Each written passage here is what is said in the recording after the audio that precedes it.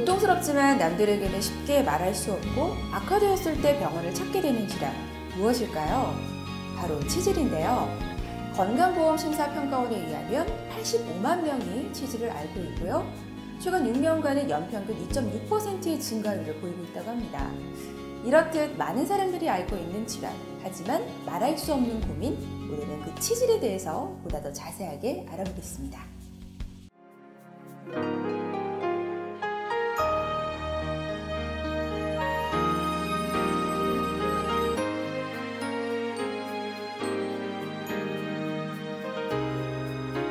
병원장님 안녕하세요. 네, 반갑습니다. 네.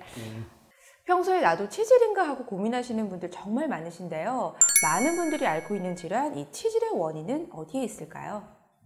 치질은 원래는 우리 항문관을 보호해주는 정상적인 조직들인데, 이러한 조직들이 이제 식생활 패턴의 변화나 또 스트레스, 환자 피곤하면 이 병적인 현상으로 변해요. 그래서 그거를 이제 치질이라고 그러고, 이런 치질은 보통 우리가 알기로는 치핵, 치루, 치열 이렇게 뭐 세 가지 병을 치질을 하지만 일반적으로 대개 치핵이 이 항문 질환의 90% 정도를 차지하기 때문에 치질을 우리가 통칭 이제 치핵을 치질이라 그렇게 이야기를 하죠. 근데 이 치질은 결국은 이제 노화 현상, 또 식생활 패턴의 변화, 스트레스 이런 것들이 우리가 방어 기전이 약해지면 병적으로 변하게 됩니다.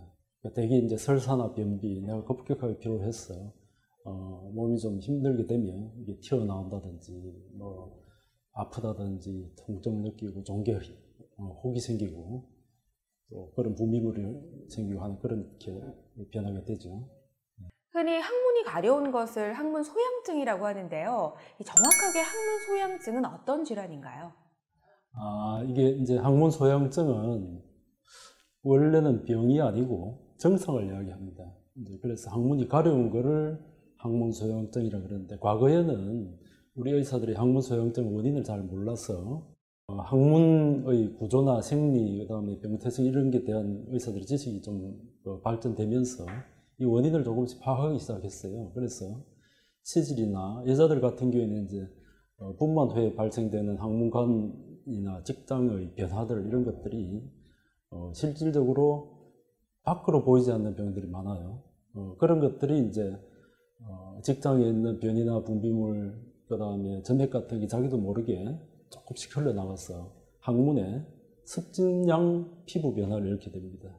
그렇게 되면 이제 상처가 생기고 가렵게 되거든요. 그러니까 이런 부분들, 1차성이든 특발성이든 잘 원인을 모르든 이런 부분들을 항문에 가렵게 되는 것을 항문 소양증이라고 그렇게 합니다.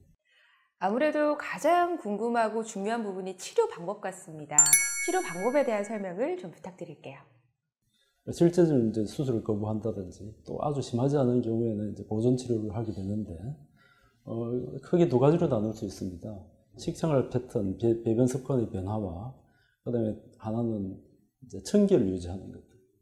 식생활 패턴의 변화나 이제 배변 습관을 바꾸고 하는 것들은 이제 음식 습관을 육식에서 조금 채식으로 한다든지, 또 수분 섭취를 많이 한다든지, 이런 방식으로 해서 변을 부드럽게 볼 수 있는 그런 상황으로 변해가는 것들을 방법 하나 하고, 그다음에 이제 뭐 이게 항문에는 관략근이라는 게 있어서 이 관략근에 긴장이 있으면 병들이 악화가 되거든요. 청기를 유지하면서 몸을 따뜻하게 해주고 하면 병들이 이제 악화되는 걸 막을 수 있죠. 또 이제 청기를 유지하는 거. 요약을 하면 그래 두 가지로 이야기할 수 있겠습니다.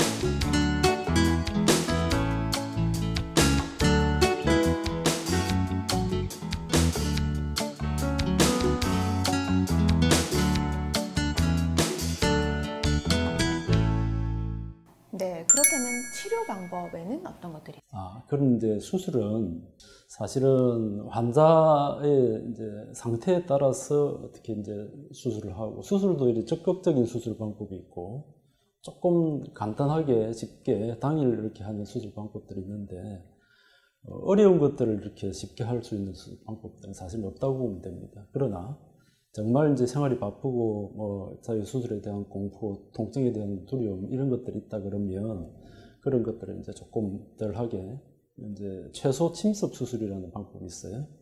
최소 침습 수술은 이제 항문관을 많이 손대지 않고 치질이 저절로 위축되어 하는 그런 방법들이 있는데, 그게 이제 대표적인 방법들이 밴드 결찰술, 그다음에 우리 병원 같은 경우는 이제 초음파 도플러를 이용해서 혈관을 묶는 혈관 결찰술, 그다음에 직장 점막 그 항문 상부에서 이렇게 항문관을 손대지 않고 수술을 할 수 있는 최근에 유행하는 이제 자동봉합기를 이용한 치질 수술 방법, 이런 것들이 있어요. 이제 그런 것들은 장점은 통증이 없고 일상생활로 빨리 갈 수 있는 반면에 외부 치액, 모양을 예쁘게 하지는 못한다는 그런 단점이 있습니다. 네, 치료 방법도 굉장히 다양한 것 같은데요. 앞서 언급해 주신 것 중에 결찰술에 대해서 보다 더 자세한 설명을 부탁드립니다.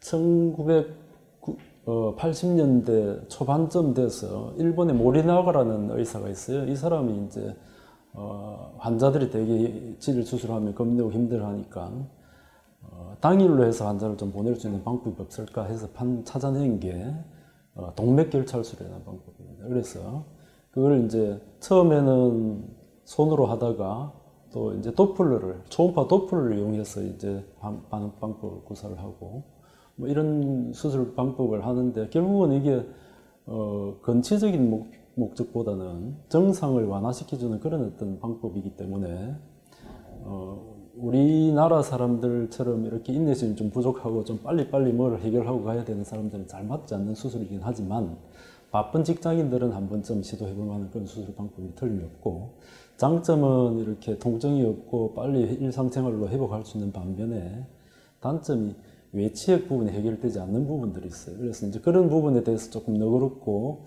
이해심이 있는 환자들 같으면 충분히 이런 수술 방법도 권유해볼 만한 방법입니다. 네, 오늘 아마 많은 분들이 말 못할 고민에 도움을 얻으셨을 것 같습니다. 오늘 도움 말씀 주신 부산 항운병원의 황성환 병원장님, 다시 한번 감사 말씀드리겠습니다. 병원장님 감사합니다. 네, 감사합니다.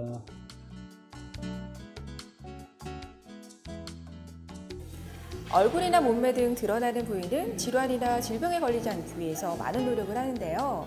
반면에 항문은 왠지 모를 부끄러움 때문에 노력을 게을리하는 경우가 많습니다.